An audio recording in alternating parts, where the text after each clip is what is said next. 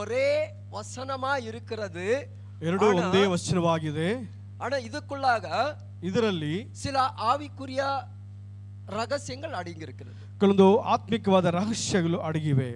அதை குறித்து தான் நம்ம இன்னைக்கு தியானிக்க போறோம். ಅದರ ಕುರಿತವಾಗಿ ನಾವು ಇವತ್ತು ಜ್ಞಾನಿಸ್ತಾ ಇದ್ದೀವಿ. எவ்வளவு பேருக்கு இந்த வார்த்தைகள ஏதாவது புரியுதா?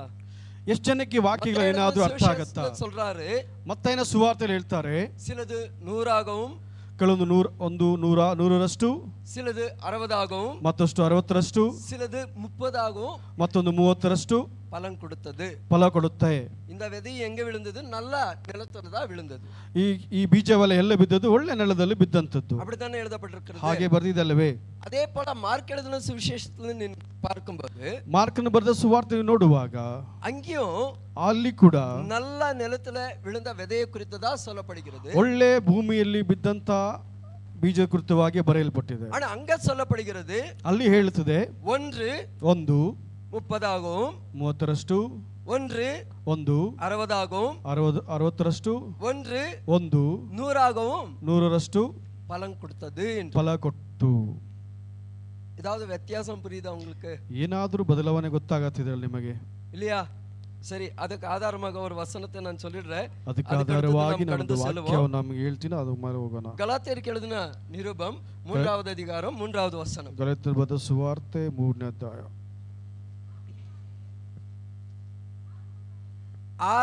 ஆவினாலே ஆரம்பம் பண்ணி நீங்கள் இப்பொழுது மாம்சத்தினால முடிவு பெற போகிறீர்களா?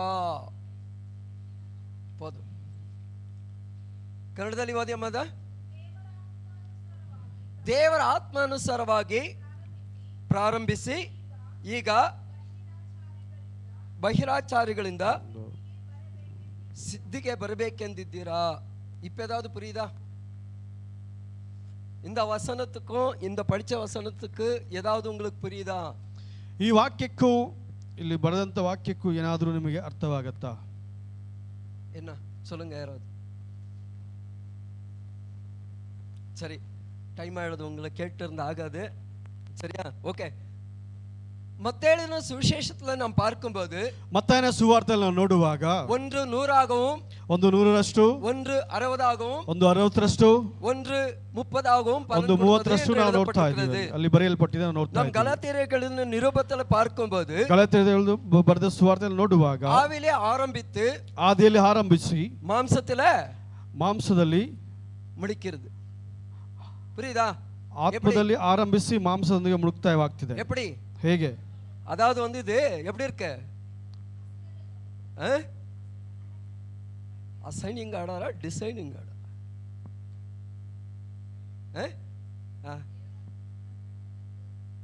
ಅವರೋಹಣ ಕ್ರಮದಲ್ಲಿ ಇದೆ ಅಲ್ವಾ?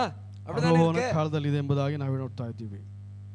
அதாவது வந்து ஆரம்பத்துல வார்த்தையை கேட்ட உடனே என்ன பார்த்திருப்பீங்க, எல்லாமே உங்களுக்கு சொல்ல தேவையில்லை. ஆரம்பದಲ್ಲಿ ವಾಕ್ಯವನ್ನು ಕೇಳಿದ ತಕ್ಷಣ ನೀವು ನೋಡುತ್ತೀರಾ, ನಿಮಗೆ ಹೇಳಬೇಕು ಅವಶ್ಯಕತೆ ಇಲ್ಲ. அப்படியே என்ன செய்றாங்க? ಆ ಮಾತೊಂದಿಗೆ ಅವರು ಏನು ಮಾಡ್ತಾರೆ? நான் தான் மோஸ்ட் டாப்ல அவர்தான், ನಾನೇ ಉನ್ನತ ಸ್ಥಾನದಲ್ಲಿ ಇರೋನು ಎಂಬುದಾಗಿ ಹೇಳಿಕೊಂತಾರೆ. நீங்க கிராஜுவலா பாத்தீங்கன்னா, ನೀವು ஒவ்வொரு நாளும் அப்படியே பாத்தீங்கன்னா அவங்களுடைய ஆவிக்குரிய வாழ்க்கை என்ன ஆகும்? ಒಬ್ಬೊಬ್ಬನ ಹಾಗೆ ನೋಡುವಾಗ ಅವರ ಆತ್ಮಿಕ ಜೀವಿತ ಹೇಗೆ என்ன ஆகும்? குறைஞ்சிட்டே வரும். ಅದು ಕಮ್ಮಿ ಆಗ್ತಾನೆ ಬರ್ತಿರುತ್ತೆ. ಎಲ್ಲವೂ ಅವருடைய ஜெபம், ಅವರ ಪ್ರಾರ್ಥನೆ, ವೇದ ವಾಸಿப்பு, ದೇವರ ವಾಕ್ಯ ಓದೋದು, ಸಾಕ್ಷಿ வாழ்க்கை, ಸಾಕ್ಷಿ ಜೀವಿತ எல்லாமே கடைசில எங்க போய் முடிப்போது? ಕಡೆದಾಗಿ ಎಲ್ಲೋಗಿ ಮುಕ್ತಾಯಗೊಳ್ಳುತ್ತೆ. ಮಾಂಸತಲ ಮೀನ್ಸ್ ಉಲಗத்தோடு ಕೂಡ முடிக்க போகுது. மாம்சದೊಂದಿಗೆ ಮುಗಿಯುತ್ತೆ. ஆனா நீங்க மார்க் எழுதின சுவிசேஷத்துல பார்க்கும்போது, ಮಾರ್ಕನ ಬರೆದ ಸುವಾರ್ತೆ ನೋಡುವಾಗ, ஒன்று 30 ಒಂದು 30ರಷ್ಟು, 60 ಒಂದು 60ರಷ್ಟು, ஒன்று 100 பலன் கொடுத்தது. ಒಂದು 100ರಷ್ಟು ನಾವು ಫಲ ಕೊಡ್ತೇವೆ ಎಂಬುದಾಗಿ ನೋಡ್ತಾ ಇದ್ದೀವಿ. அப்ப ಇದು ஆரம்பத்துல என்ன செய்யாது? அழிக்காது. ಆದರೆ ಇದು ಏನಾಗುತ್ತೆ? ಆರಂಭದಲ್ಲಿ ಏನು ಮಾಡುತ್ತೆ? ஆண்டவரால பயன்படுத்தக்கூடிய ஒரு மனுஷன், ದೇವರೊಂದಿಗೆ ಉಪಯೋಗಿಸುವಂತ ಒಬ್ಬ ಮನುಷ್ಯನು, ஆண்டவரால அழைக்கப்பட்ட ஒரு மனுஷன், ದೇವರಿಂದ ಕರೆಯಲ್ಪಟ್ಟಂತ ಒಬ್ಬ ಮನುಷ್ಯನು, ಆಂಡವರಾಲ தேர்ந்தெடுத்த ஒரு மனுஷன், ದೇವರಿಂದ ಆಯ್ಕೆ ಮಾಡಿಕೊಂಡ ಒಬ್ಬ ಮನುಷ್ಯನು அமைதியாக தேவ சமூகத்தில் காத்திருப்பார். ತಾಳ್ಮೆಯಿಂದ ದೇವರೊಂದಿಗೆ ಕಾದಿರುತ್ತಾನೆ. அதுக்கு உதாரணத்துல வேதத்துல நம்ம யாரை பார்க்க முடியும்? ಅದಕ್ಕೆ ಉದಾಹರಣೆಯಲ್ಲಿ ನಾವು ವಾಕ್ಯದಲ್ಲಿ ನಾವು ಯಾರನ್ನು ನೋಡ್ಬೇಕಂದ್ರೆ யாரை பார்க்க முடியும்? மார்க் எழுதின சுவிசேஷம் 4வது அதிகாரம் 8-9 வசனங்களுக்கு ஏற்றபடி வேதத்துல நம்ம யாரை பார்க்க முடியும்? ಈ ವಾಕ್ಯದ ಪ್ರಕಾರವಾಗಿ ನಾವು ಯಾರನ್ನ ನೋಡಬಹುದು? சத்தமா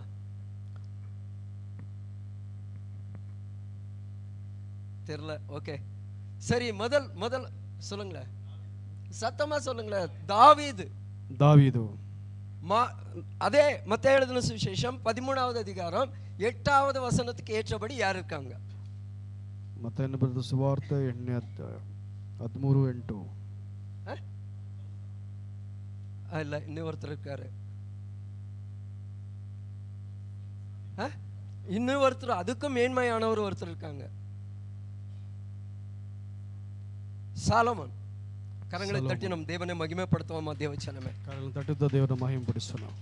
இவர்களுடைய ஒவ்வொருவருடைய வாழ்க்கையை நாம் பார்க்கும்போது, ಈ ಒಬ್ಬೊಬ್ಬರ ಜೀವಿತವನ್ನು ನೋಡುವಾಗ தாவீது தேவனுக்கு பயந்து தேவ சித்தத்துக்கு தன்னை முழுமையாக ஒப்பு கொடுத்து அந்த நேரம் வர வரைக்கும் அவர் என்ன செய்தார்? பொறுமையாக ದೇವರಿಗೆ ಒಪ್ಪಿಸಿಕೊಟ್ಟು ದೇವರ ಸಮಯ ಬರೋ ತನಕ ಅವನು ಏನು ಮಾಡಿ ತಾಳ್ಮೆಯಿಂದ ಕಾದಿದ್ದ.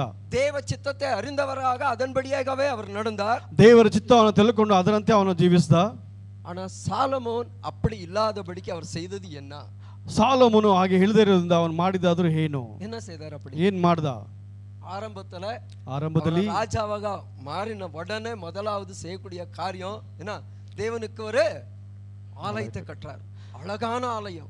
ದೇವರ ರಾಜ್ಯಕ್ಕೆ ಅವನು ರಾಜನಾಗಿ ಬದಲಾದ ತಕ್ಷಣವೇ ದೇವರಿಗೋಸ್ಕರ ಒಂದು ಆಲಯವನ್ನು ಅವನು ಕಟ್ತಾನೆ. ಅದು ವರೆಗೂ ದೇವನೇ ಆರಾಧಿக்கும்படிக்கு ஒரு இடம் கிடையாது. ದೇವರನ್ನು ಆರಾಧಿಸಕ್ಕೆ ಹೋಗಿ ಅದವರೆಗೂ ಒಂದು ಜಾಗವಿಲ್ಲ. ஒன்றாக சேர்ந்து ಎಲ್ಲರೂ ಒಂದಾಗಿ ಸೇರಿ ஒரு இடத்துல ಒಂದು ಜಾಗದಲ್ಲಿ ಆರಾಧಿக்கக்கூடிய இடம் கிடையாது. ಆರಾಧಿಸುವಂತ ಜಾಗ ಸಿಗೋಲ್ಲ. ಅವರ ಕಟ್ಟಿನ ಅಂದ ಆಲಯದ ಮೊದಲಾದ ಆಲಯ, ಅವರು ಕಟ್ಟಿದ ಮೊದಲನೇ ಆಲಯವಾಗಿತ್ತು.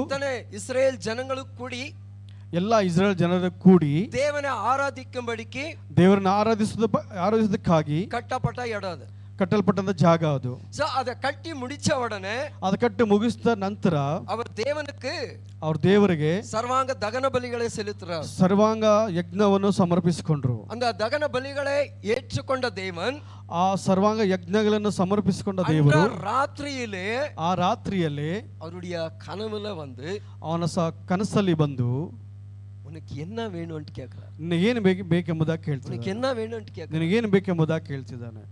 கேட்ட உடனே அவர் சொல்றாரு, ಕೇಳಿದ ತಕ್ಷಣ ಅವನು ಹೇಳ್ತಿದ್ದಾನೆ, ஆண்டவரே, ದೇವರೇ, நான் இன்னும் சிறியவனா இருக்கிறேன், ನಾನು ಇನ್ನೂ ಸಣ್ಣವನು, இந்த ஜனங்களுக்கு நியாயம் தீர்க்கும்படிக்கு எனக்கு ஞானத்தை தாங்கன்னு சொல்றாரு. ನಾನು ಈ ಜನರಿಗೆಲ್ಲ ನ್ಯಾಯ ತೀರಿಸೋದಕ್ಕಾಗಿ ನನಗೆ ಜ್ಞಾನವನ್ನು ಕೊಡು ಎಂಬುದಾಗಿ ಕೇಳ್ತಿದ್ದಾನೆ. ಆಂಡவர் உடனே அதை அப்படியே கிராண்ட் பண்றாரு. ದೇವರು ಅವನು ಆ ಕ್ಷಣದಲ್ಲಿ ಅವನಿಗೆ ಆಜ್ಞಾಪಿಸಿದ್ದಾರೆ. அந்த ஞானத்தை அப்படியே கொடுக்கறாரு. ಆ ಸಮಯದಲ್ಲಿ ಹಾಗೆ ಕೊಡ್ತಿದ್ದಾರೆ.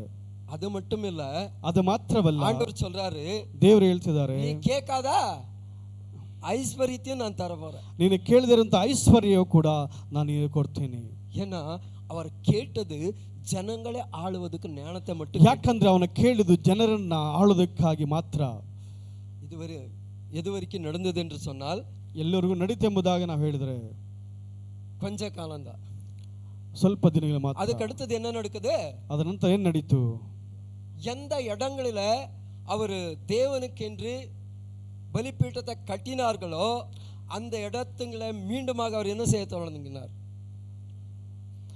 ಯಾವ ಜಾಗವನ್ನು ದೇವರಿಗೆ ಆರಾಧಿಸಕ್ಕಾಗಿ ಬಲಿಗಾಗಿ ಕಟ್ಟಿದನೋ ஆராதனை செய்வதற்கு பலிபீடங்களை கட்டுவதற்கு ஆரம்பிக்கிறார். ಅನ್ಯ ದೇವತೆಗಳಿಗೆ ಆರಾಧನೆ ಮಾಡೋದಕ್ಕಾಗಿ ಬಲಿಪೀಠವನ್ನು ಕಟ್ಟೋದಕ್ಕೆ ಪ್ರಾರಂಭಿಸಿದರು. ವಚನங்களை நீங்க பாத்தீங்கன்னு சொன்னா, ಅದಕ್ಕೆ ಅನುಗುಣವಾಗಿ ನೀವು ವಾಕ್ಯಗಳನ್ನು ನೋಡ್ತಾ ಹೇಳಿದ್ರೆ, ಅದಕ್ಕೆ ಅನುಗುಣ 1 ರಾಜಾಕಲ್ 3வது அதிகாரம் 3வது ವಚನ, 1ನೇ ಅರಸುಗಳು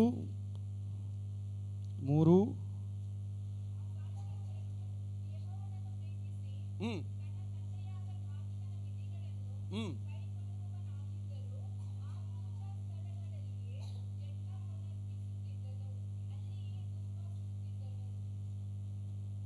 9ನೇ ಅಧ್ಯಾಯ 3ನೇ ವಾಕ್ಯ, 9வது அதிகாரம் 3வது ವಚನ.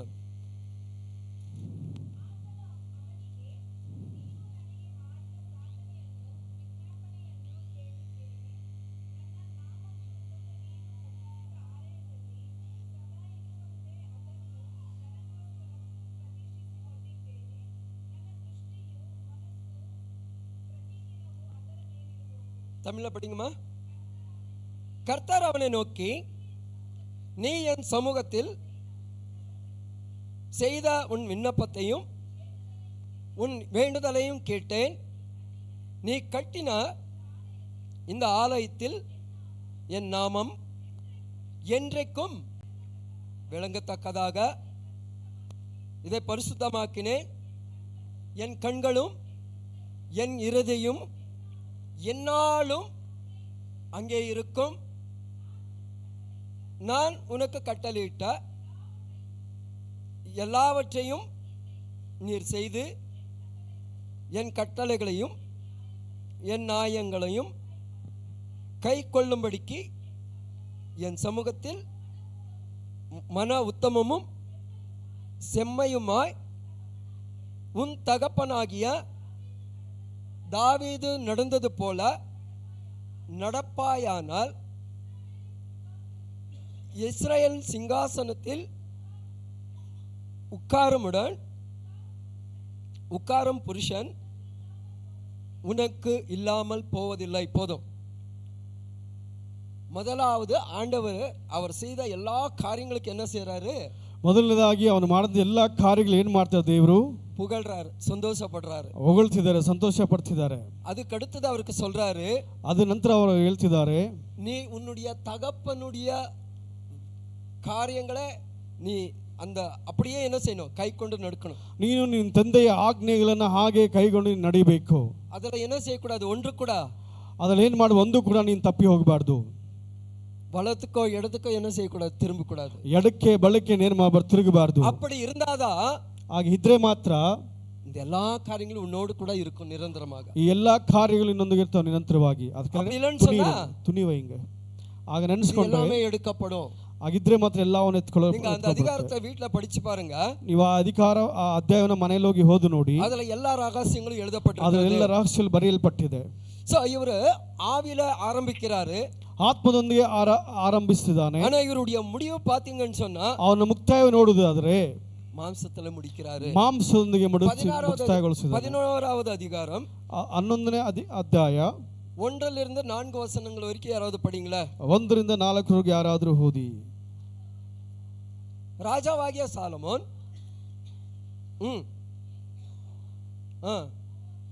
மோவாபியரும் அம்மோனியரும் யோகோபியரும் சீவோனியரும் எகிப்தியருமாகிய அந்நிய ஜாதியரான அநேக ஸ்திரீகள் மேலே ஆசை வைத்தான். கர்த்தர் இஸ்ரவேல் புத்திரரை நோக்கி, நீ அவர்கள் அண்டைக்கும் அவர்கள் உங்கள் அண்டைக்கும் பிரவேசிக்கலாகாது. அவர்கள் நிச்சயமாய்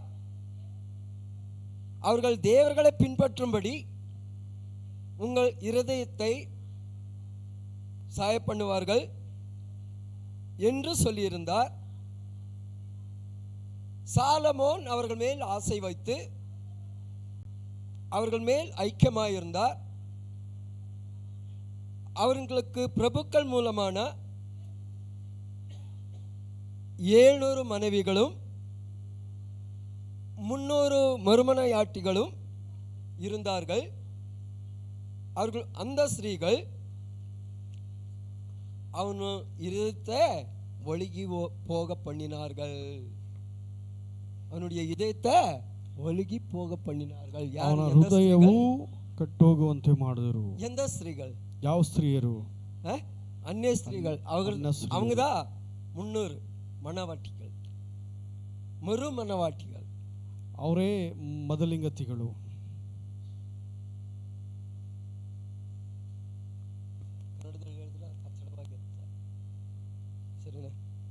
மறுமனவாட்டிகள் அப்படி என்ன? உபபத்மியர். சோ அந்த 300 அந்த மறுமனவாட்டிகள் தான் என்ன செய்றாங்க? மீண்டுமாக அவர் என்ன செய்றாங்க? ಆ 300 ಉಪಪತ್ನಿಯರು ಏನು ಮಾಡ್ತಾರೆ? ஆரம்பிச்சத அப்படியே கிராஜுவலாக என்ன செய்றாரு?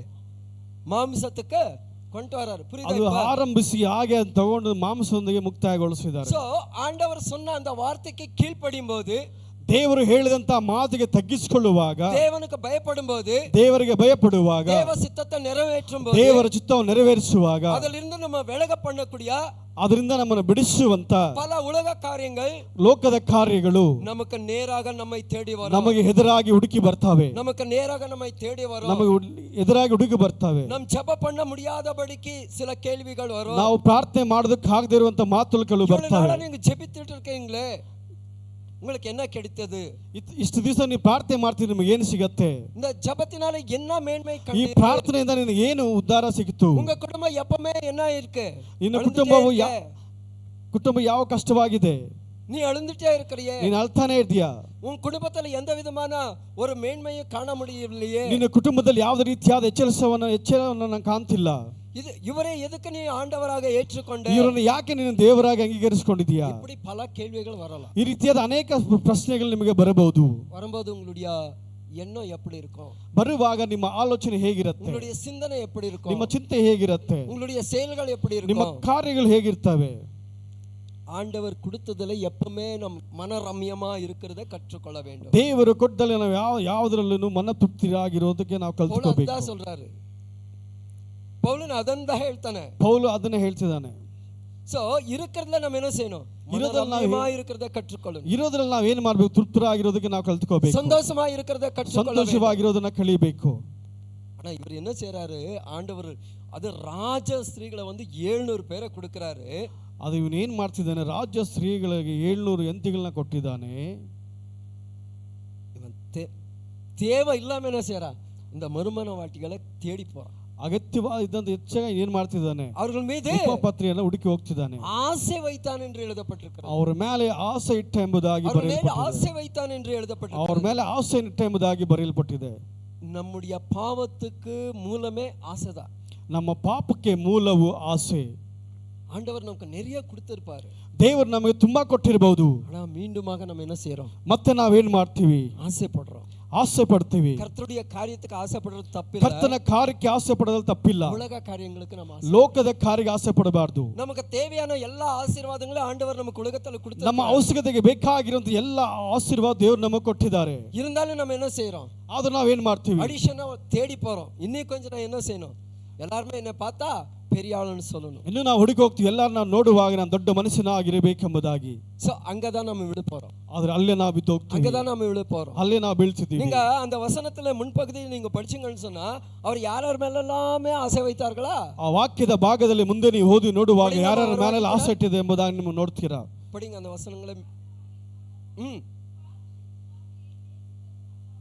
பார்வோனின் குமார்த்தியை நேசித்ததும் அல்லாமல் மோவாபியரும் அம்மோனியரும் யோதோமியரும் சீதோனியரும் எகிப்தியருமாகிய அந்நிய ஜாதியான ಅನೇಕ ಸ್ತ್ರೀಗಳ ಮೇಲೆ ಆಸೆ ವೈತಾ. ಅನ್ಯ ಜಾತಿಗೆ ಸಂಬಂಧಪಟ್ಟಂತ ಅನೇಕ ಸ್ತ್ರೀಯಗಳ ಮೇಲೆ ಇವನು ಆಸೆ ಇಟ್ಟ ಎಂಬುದಾಗಿ ನಾವು ನೋಡ್ತಾ ಇದ್ದೀವಿ. ಇವರೆಲ್ಲ ಯಾರೆಂದು சொன்னால், ಇವರೆಲ್ಲ ಯಾರೆಂಬುದಾಗಿ ಹೇಳಿದರೆ ದೇವನ ಅರಿಯಾದವர்கள், ದೇವರನ್ನ ತಳೆದೇ ಇರೋರು, தேவனை புரியாதவர்கள், ದೇವರನ್ನ ಅರ್ಥ ಮಾಡಿಕೊಳ್ಳದೆ ಇರೋರು. அதனால தான் ஆண்டவர் சொல்றாரு, அவங்களுக்கு உங்களுக்கு ಐಕ್ಯಂ என்ன? ದೇವರು ಅದಕ್ಕೆ ಹೇಳ್ತಿದ್ದಾರೆ, ಅವ್ರಿಗೂ ನಿನಗೆ ಸಂಬಂಧವಿರುವಂತ ಐಕ್ಯವೇನು? பிணைப்பு என்ன? ಅವರೊಂದಿಗೆ ನೀವು ಏಕೆ ಸಂಬಂಧ ಇಟ್ಕೊಳ್ತೀರಿ? ಅವರೊಂದಿಗೆ ಏಕೆ ನೀವು ಐಕ್ಯವನ್ನು ಇಟ್ಕೊಂತೀರಾ? ಸೊ அதனாலதான் இங்க இவர் என்ன செய்ய போறாரு? விழு போறாரு. ಅದರಿಂದಾನೇ ಅವನು ಏನು ಮಾಡ್ತಿದ್ದ? ಇಲ್ಲಿ ಬಿದ್ದು ಹೋಗ್ತಿದ್ದಾನೆ. ஆண்டவருடைய வார்த்தை அவர் என்ன செய்றாரு? புறக்கணிக்கிறாரு. ದೇವರ ವಾಕ್ಯವನ್ನು அவர்களோடு என்ன இருக்கக்கூடாதுன்னு சொல்றாரு? பிணைப்பு இருக்கக்கூடாதுன்னு சொல்றாரு. ಅವ್ರು ನೋಡಿ ಹೇಳ್ತಿದ್ದಾರೆ, ಅವರೊಂದಿಗೆ ನಿಂತು ಹೊಂದಾಣಿಕೆ ಇರಬಾರ್ದು ಎಂಬುದಾಗಿ ಹೇಳ್ತಿದ್ದಾನೆ. ಆனா ಇವರು என்ன செய்றாரு? போய் விழுறாரு. ಅದು ಇವರು ಏನು ಮಾಡ್ತಾರೆ? ಹೋಗ್ತಿದೆ, ಬೀಳ್ತಿದ್ದಾರೆ. அதனால நடக்கக்கூடிய காரியங்கள் என்று நீங்க அப்படியே தொடர்ந்து படிச்சிட்டு வந்தீங்களேன்னு சொன்னா, ಅದರ ಕೃತ್ಯವಾಗಿ ನಡೆಯುವಂತ ಕಾರ್ಯಗಳೇನೆಂಬುದಾಗಿ ಹಾಗೆ ನೀನು ಓದಿ ಬರುವುದಾದರೆ 7ನೇ ವಾರ್ತೆ படிங்களே, 7வது வசனத்தை படிங்களே.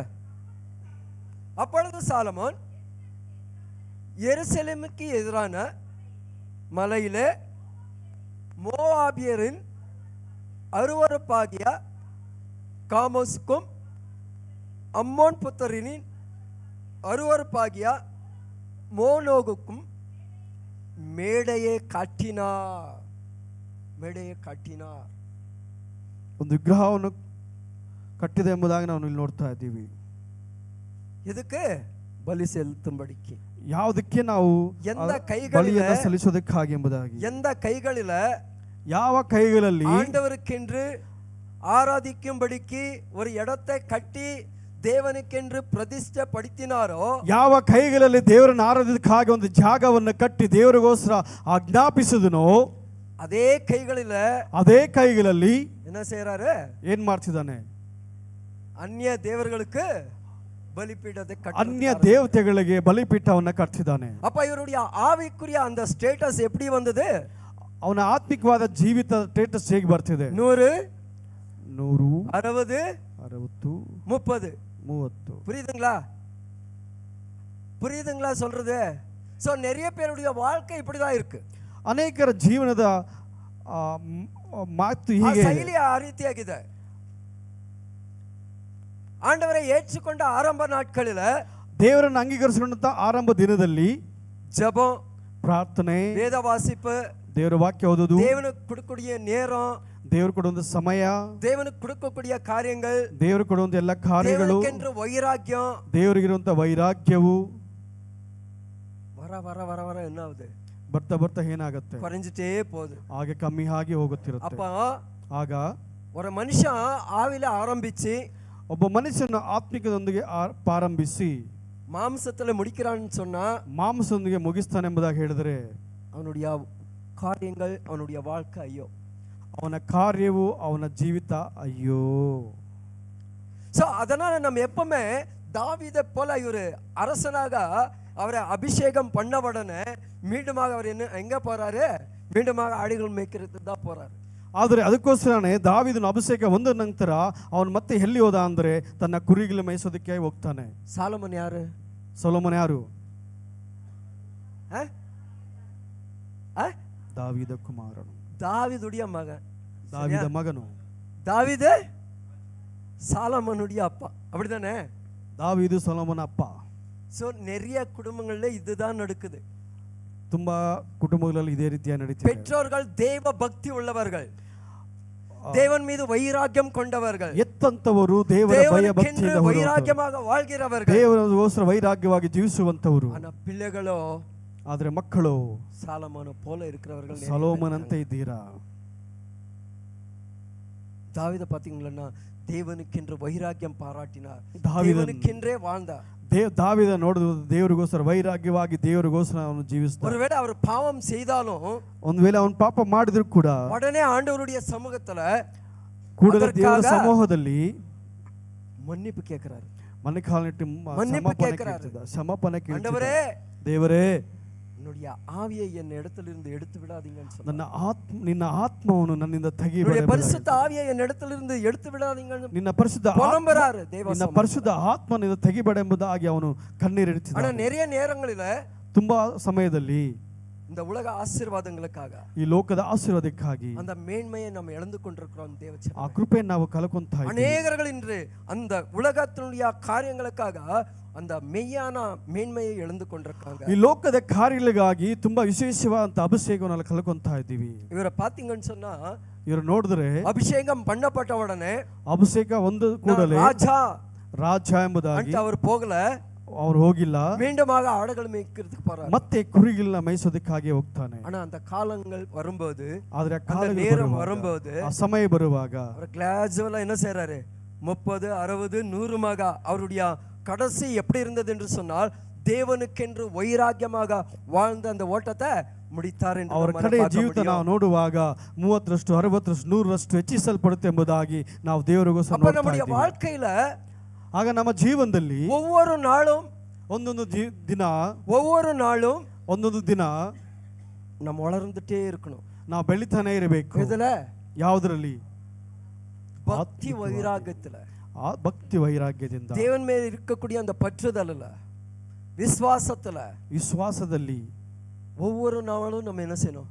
வளரணும். ಒಂದೊಂದು ದಿವಸ ನಾವೇನ್ ಮಾಡಬೇಕು? அப்பதான் நம்மால என்ன செய்ய முடியும்? ಹಾಗೆ ನಾವೇನ್ ಮಾಡಕ್ಕಾಗತ್ತೆ? அதிகமான பலத்தை கொடுக்க முடியும். ಅಧಿಕವಾಗಿ ಫಲವನ್ನ ಕೊಡೋದಕ್ಕೆ சாலமன் ஒரே வாட்டி என்ன செஞ்சிட்டாரு? ಸೊಲೊಮೋನ್ ಒಂದೇ ಸತಿ ಏನ್ ಮಾಡ್ದ? அதிகமான பலத்தை கொடுத்துட்டாரு. ಅಧಿಕವಾದ ಫಲವನ್ನು ಕೊಟ್ಟ. அதுக்கு அடுத்தது என்ன நடந்தது? ಅದರ ನಂತರ ಏನ್ ನಡೀತು? குறைஞ்சிட்டே வந்தது. ಹಾಗೆ ಕಮ್ಮಿ ಆಗ್ತಾ ಬಂತು. ஒரு மரம் அப்படி ஒரே வாட்டி நிறைய பலனை கொடுத்து வர வர குறைஞ்சிச்சுன்னா அந்த மரத்தை என்ன செய்வோம்? ಒಂದು ಮರವು ತುಂಬಾ ಫಲವನ್ನು ಕೊಟ್ಟು ಮತ್ತೆ ಕಮ್ಮಿ ಆಗ್ತಾ ಆಗ್ತಾ ಬಂದ್ರೆ ಏನ್ ಮಾಡ್ತೀರಾ?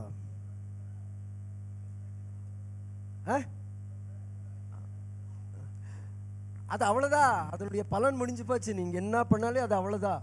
ಅದ್ರ ಫಲ ಮುಗೀತು, ಏನ್ ಮಾಡಿದ್ರು ಅಷ್ಟೇ. என்ன செய்வீங்க? ಏನ್ ಮಾಡ್ತೀರಾ?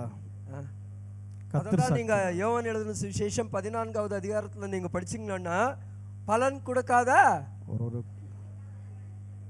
எங்க போடப்படுமா? ಅಗ್ನಿಯಲ್ಲಿ போடப்படுமா? ಅಗ್ನಿಲಿ ಹಾಕಲ್ಪಡುತ್ತೆ. ಅಗ್ನಿಗೆ ಆಯ್ತಮ್ಮ? ಅಗ್ನಿ ಆಯ್ತವ? ಆಯ್ತಮ್ಮ. ಉನ್ನತ ಸ್ಥಾನಕ್ಕೆ ಆಯ್ತವ? ಎದಕ್ಕೆ ಆಯ್ತವ? ಯಾವುದಕ್ಕೆ ಆಯ್ತವ? ಇದು ವೇಣು. ಯಾವುದು ಬೇಕು? ಇದು ವೇಣು. ಯಾವುದು ಬೇಕು? ಮಾಂಸ ವೇಣುಮಾ? ಮಾಂಸ ಆವಿ ವೇಣುಮಾ? ಆತ್ಮಿಕವಾದ ಜೀವನ ಬೇಕಾ? ಮಾಂಸத்துல ஆரம்பிச்சு ಮಾಂಸದೊಂದಿಗೆ ஆவில முடிக்கணுமா? ஆவில ஆரம்பிச்சு மாம்சத்துல முடிக்கணுமா? நீங்களே தீர்மானம் பண்ணி. ಆತ್ಮದೊಂದಿಗೆ ಆರಂಭಿಸಿ ಮಾಂಸದಲ್ಲಿ ಮುಗಿಸಬೇಕಾ? ಇಲ್ಲ நீங்களே தீர்மானித்துக்கொள்ளுங்க. ಮುಗಿಸಬೇಕಾ? ஏனென்று சொன்னால் மேன்மையும் என்னது கேடு ரெண்டும் உங்களுக்கு முன்பதாக இருக்கு. ಹೆಚ್ಚಿಸಿಕೊಳ್ಳುವುದು நல்லது கெடுதல் உங்களுக்கு முன்பதாக இருக்கு. ಒಳ್ಳೆಯದು ಕೆಟ್ಟದ್ದು ಎಲ್ಲ ನಿಮ್ಮ ಮುಂದೆ ಇದೆ. நீங்க தேர்ந்தெடுத்துக்கொள்ளுங்க. ನೀವೇ ಆದುಕೊಂಡೆತ್ಕೋಬಹುದು. இது வேணும். ಯಾವುದು ಬೇಕು? நீங்க ஆவில ஆரம்பிச்சு மாம்சத்துல முடிக்கிறீங்கன்னு சொன்னா, ನೀವು ಆತ್ಮದೊಂದಿಗೆ ಆರಂಭಿಸಿ ಮಾಂಸದೊಂದಿಗೆ ಮುಗಿಸ್ತೀವಿ ಅಂದ್ರೆ ஆண்டவருக்கு உங்களுக்கு எந்த விதமான சம்பந்தம் இருக்காது. ದೇವರು ನಿಮಗೆ ಯಾವುದೇ ರೀತಿಯಾದ ಸಂಬಂಧವಿರೋದಿಲ್ಲ. அதே மாம்சத்துல ஆரம்பிச்சு நீங்கள் ஆவில முடிக்கும்போது, ಮಾಂಸದೊಂದಿಗೆ ಆರಂಭಿಸಿ ನೀನು ಆತ್ಮಿಕವಾಗಿ ಮುಗಿಸುವಾಗ ஆண்டவர் உங்களுக்கென்று வைத்த அந்த மேன்மையை நீங்கள் பெற்றுக்கொள்ள முடியும். ದೇವರು ನಿಮಗಾಗಿ ಇಟ್ಟಿರುವಂತಹ ಆಶೀರ್ವಾದವನ್ನು ನೀವು ಹೊಂದಿಕೊಂತೀರಾ. என்ன மேன்மை வைத்திருக்கிறார்? ಯಾವೊಂದು ಎಚ್ಚರಿಸ ಇಟ್ಟಿದ್ದಾರೆ? என்ன மேன்மை ஆண்டவர் வைத்திருக்கிறார்? ஆண்டவருக்கென்று நம் சாட்சியான வாழ்க்கை வாழும்போது தேவன் நமக்கென்று வைத்த மேன்மை என்ன? ನಾವು ದೇವರಿಗೆ ಸಾಕ್ಷಿಯಾಗಿ ಜೀವಿಸುವಾಗ ದೇವರು ನಮಗಾಗಿ ಇಟ್ಟಿರುವಂತ ಅಧಿಕವಾದ ಆಶೀರ್ವಾದ ಯಾವುದು? சொல்லுங்களேன். நித்திய ஜீவன். நித்திய ஜீவன், ನಿತ್ಯ ಜೀವ, அதுதான் மேன்மை. ಅದೇ ನಮಗೆ ஆண்டவருக்கென்று வைராக்கியமாக இருக்கும்போது, ದೇವರಿಗೋಸ್ಕರ ವೈರಾಗ್ಯವಾಗಿ ನಿಲ್ಲುವಾಗ நித்திய ஜீவன் ஆண்டவர் நமக்கு தர வல்லவராய் இருக்கிறார். ನಿತ್ಯ ಜೀವವು ದೇವರು ನಮಗೆ ಕೊಡುವುದಕ್ಕೆ பாடுகளிலும் ಕೃಪರಾಗಿ, துன்பத்திலும் துயரத்திலும் கண்ணீரிலும் கஷ்டத்திலும், வியாதியிலும் வேதனையிலும் வியாதியிலும் தேவனுக்கென்று நாம் வைராக்கியமாக இருக்கும்போது தேவன் நம்முடைய வைராக்கியத்தை பார்த்து நம்மை உயர்த்த அவர் வல்லவர். ಎಲ್ಲ ಕಾರ್ಯದಲ್ಲೂ ದೇವರಿಗೋಸ್ಕರ ವೈರಾಗ್ಯವಾಗಿ ನೀವು ನಿಲ್ಲುವಾಗ ದೇವರು ಉನ್ನತ ಸ್ಥಾನಕ್ಕೆ ನಿಮ್ಮನ್ನು ಹೆಚ್ಚಿಸ್ತಾರೆ. யோபுடைய வாழ்க்கையில நீங்க மீண்டும் மீண்டுமாக நமக்கு ஆதாரமாக இருக்கிறது அவர்தான். பாத்தீங்கன்னு சொன்னா எல்லா நேரத்திலும் எல்லா நிலைமையும் எல்லா கைவிட்ட நேரத்திலும் ஆண்டவருக்கென்று அவர் வைராಗ್ಯமாக ಏಬನು ಎಲ್ಲ ಸಮಯದಲ್ಲೂ ದೇವರಿಗಾಗಿ ಅವನು ಜೀವಿಸುತ್ತಿದ್ದ. ಅದು ಎಲ್ಲದರಲ್ಲೂ ಕೈಬಿಟ್ಟ ಸಮಯದಲ್ಲೂ ಕೂಡ ದೇವರಿಗಾಗಿ ಅವನು ನಿಂತಿದ್ದ ವೈರಾಗ್ಯವಾಗಿ. ಕೊಂಡ್ರು போட்டாலும் அவர் மேல் ನಂಬಿಕೆಯಾಗಿರಬೇಕು. ಯಾರನ್ನು ಸಾಯಿಸಿದ್ರು ಕೂಡ ಪರವಾಗಿಲ್ಲ, ಅದು ಅವ್ರ ಮೇಲೆ ನಂಬಿಕೆಯಿಂದ ಇರ್ತೀನಿ. ಕರங்களை ತಟ್ಟಿ ನಮ್ಮ ಆಂಡವರೇ ಮಹಿಮೆಪಡುತ್ತೋಮ. ದೇವರನ್ನು ಮಹಿಮೆ ಪಡಿಸೋಣ. ಕರங்களை ತಟ್ಟಿ ನಮ್ಮ ದೇವನೇ ಮಹಿಮೆಪಡುತ್ತೋಮ.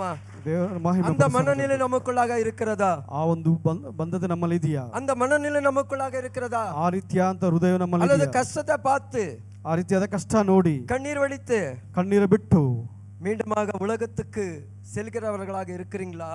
ಮತ್ತೆ ಲೋಕಕ್ಕೆ ಹೋಗೋರಾಗಿದ್ದೀರಾ?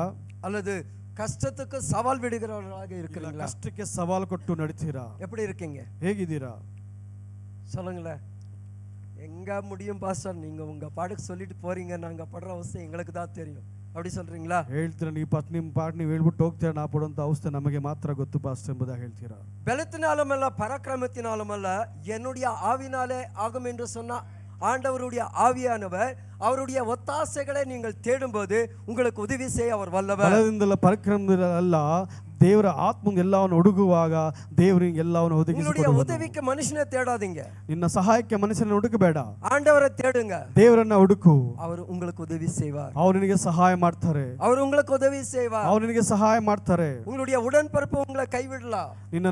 ನಿನ್ನ ಹೊಡೆ ಹುಟ್ಟಿದವರು ಕೈ ಬಿಡಬಹುದು. உங்களுடைய பெற்றோர்கள் உங்களை கைவிடலாம். ಹೆತ್ತವರು ನಿನ್ನ ಕೈ ಬಿಡಬಹುದು.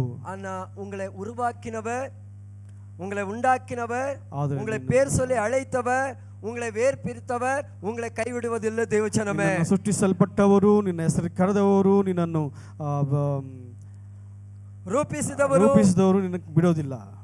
கைவிட மாட்டார். ಕೈ ಬಿಡೋದಿಲ್ಲ. இந்த உலகமே உங்களை புறக்கணித்தாலும் ಈ ಲೋಕವೇ ನಿಮ್ಮನ್ನು ತಳ್ಳಿದರು ஆண்டவர் உங்களை புறக்கணிப்பதில்லை. ದೇವರು ನಿಮ್ಮನ್ನು ತಳ್ಳೋದಿಲ್ಲ. அவர் எப்பவுமே என் பிள்ளை வருகிறதா என்று கைகளை 2 கைகளை என்ன ನನ್ನ ಮಗು ಬರುತ್ತೆಂಬುದಾಗಿ ಅವರ ಕೈಯನ್ನು ಚಾಚಿ ಕಾತಿದ್ದಾರೆ. பாசமாக காத்திருக்கிறார். ಪ್ರೀತಿಯಿಂದ ಕಾದಿದ್ದಾರೆ. எப்போ என் பிள்ளை என்கிட்ட வரும்? ಯಾವಾಗ ನನ್ನ ಮಗು ನನ್ನ ಹತ್ರ ಬರುತ್ತೆ? இந்த சின்ன குழந்தைங்களை பார்த்திருக்கீங்களா? ಈ ಚಿಕ್ಕ ಮಕ್ಕಳನ್ನ ನೋಡಿದೀರಾ? அது அங்க வரும்போதே ಅಲ್ಲಿ ಬರ್ತಿದ್ದಾಗಲೇ நம்ம 2 கைகளை என்ன செய்றோம்? ನಮ್ಮ 2 ಕೈ ಏನ್ ಮಾಡ್ತೀವಿ? என்ன செய்றோம்? ಚಾಚ್ತೀವಿ. ஓடி வந்துட்டு ಓಡಿ ಬಾ ಓಡಿ ಬಾ ಕರಿತೀವಿ. ஆனா அந்த பக்கம் ஓடும்போது என்ன செய்றோம்? ಆದ್ರೆ ಆ ಕಡೆ ಓಡುವಾಗ ಏನ್ ಮಾಡ್ತೀವಿ? அவனுக்கு சொல்லுங்களேன், அதுக்கு பிரியமானதை நான் தரமாட்டேன்னு சொல்லுவோம். அப்படிதானே? பிளாக்மெயில் பண்றோம். ನಿನಗೆ ಇಷ್ಟವಾದ ಅನ್ಕೊಳ್ಳೋದೇ ಮೊದಲು ಬ್ಯಾಕ್ ಮೇಲ್ ಮಾಡ್ತೀವಿ. நாம பிளாக்மெயில் பண்றோம். ನಾವು ಬ್ಯಾಕ್ ಮೇಲ್ ಮಾಡ್ತೀವಿ. ஆனா ஆண்டவர் அப்படி பிளாக்மெயில் பண்ண மாட்டாரு. ದೇವರು ಹಾಗೆ ಮಾಡೋದಿಲ್ಲ. பொறுமையோட காத்துட்டு இருப்பாரு. ತಾಳ್ಮೆಯಿಂದ ಕಾದಿರ್ತಾರೆ. பொறுமையோட காத்துட்டு இருப்பாரு. ತಾಳ್ಮೆಯಿಂದ ಕಾದಿರ್ತಾರೆ. எப்போ என்கிட்ட வருகிறதோ, ನನ್ನ ಮಗು ಯಾವಾಗ ನನ್ನ ಹತ್ರ ಬರುತ್ತೋ, எப்போ வருகிறதோ, ಯಾವಾಗ ಬರುತ್ತೋ அதனுடைய தேவைகள் என்னன்னு அவருக்கு நல்லா தெரியும். அதை கொடுப்பதற்கு அவர் வல்லவராயிருப்பார். ಅದರ ಅವಶ್ಯಕತೆ ಏನೆಂಬುದಾಗಿ ಅವ್ರು ಚೆನ್ನಾಗಿ ಗೊತ್ತು. ಅದನ್ನು ಕೊಡೋದಕ್ಕೆ ಅವರು ಸಿದ್ಧರಾಗಿದ್ದಾರೆ. நம்ம பாக்கெட்ல ஒண்ணுமே இருக்காது. ನಮ್ಮ ಪ್ಯಾಕೆಟ್ ಅಲ್ಲಿ ಏನು ಇರೋದಿಲ್ಲ. அந்த குழந்தையை எப்படியாவது நம்ம என்ன செய்யணும்? எடுத்துக்கொள்ளணும். ಹಾಗಾಗಿ ಅದಕ್ಕೋಸ್ಕರ ಏನಾದ್ರು ಹೇಗೆ ನಾವು ಹೇಗಾದ್ರೂ ತಗೋಬೇಕಾದ್ರೆ என்ன செய்றோம்? பாக்கெட்டை காட்டுறோம். அப்படிதானே? அது வந்து பாக்கெட்டை பார்த்தீங்கன்னா ஒண்ணுமே இருக்காது. ಜೋಬ್ ನಾವು ತೋರಿಸ್ತೀವಿ ಹೇಗಾದ್ರೂ ಎತ್ಕೋಬೇಕೆಂಬುದು. ಅದರ ಪ್ಯಾಕೆಟ್ ಅಲ್ಲಿ ಏನು ಇರೋದಿಲ್ಲ. அப்ப அந்த குழந்தை எப்படி நினைக்கும் பாத்துக்கங்களேன். ಆ ಮಗು ಹೇಗೆ ನೆನೆಸುತ್ತೆ ನೋಡ್ತೀರಾ? எப்படி நினைக்கும்? ಏನ್ ನೆನೆಸ್ಕೊಳ್ಳುತ್ತೆ? அந்த சின்ன குழந்தை இருக்கு, ಆ ಚಿಕ್ಕ ಮಗು ಇದೆ, அதுக்கு ஒண்ணுமே தெரியாது, ಅದಕ್ಕೇನು ಗೊತ್ತಿಲ್ಲ. அது சும்மா பாக்கெட் காட்டு, என் பாக்கெட்ல பாரு என்ன இருக்கு, ஓடி வான்னு சொன்ன உடனே ஓடி வந்துடும். ஆசையாக ஓடி வரும். ನನ್ನ ಜೋಬಲ್ಲಿ ನೋಡಿ ಏನಿದೆ, ಬಾಯಲ್ಲಿ ತೋರಿಸಿ ಎಂಬುದು ಕರೆದ್ರೆ ಅದು ಓಡಿ ಬರುತ್ತೆ ಆಸೆಯಿಂದ. வருதுங்களா இல்லையா? ಬರುತ್ತಾ ಇಲ್ವಾ? யாருக்கும் இந்த அனுபவங்கள் கிடையாதா? ಯಾರಿಗೆ ಅನುಭವ ಆಗಿಲ್ವಾ? ஒரு மாதிரி இருக்கீங்களா அப்படியே? ಯಾರಿಗೂ ಆಗಿಲ್ವಾ? ஆனா அது வந்து பாக்கெட்டை பார்த்த உடனே என்ன செய்யும்? ಜೋಬ್ ನೋಡ್ತಾ ಏನ್ ಮಾಡುತ್ತೆ ಅದು? இல்லனா போட ஒண்ணு சரியா, அப்படிதானே செய்யுமா? ஆனா நம்ம அப்பா அப்படி கிடையாது. தேவச்சனமே, நம்ம ತಂದೆ ಆಗಲ್ಲ. நம்ம அப்பா அப்படி கிடையாது. நம்ம ತಂದೆ ಆಗಲ್ಲ. என் பிள்ளை வந்தா போதும் என்று காத்திருக்கிறார். ನನ್ನ ಮಗು ஒரே ஒருவர் இருக்கிறார் என்று சொன்னா ஆண்டவராகிய இயேசு கிறிஸ்து மட்டுமே. ನನ್ನ ಮಗು ಬಂದ್ರೆ ಸಾಕು.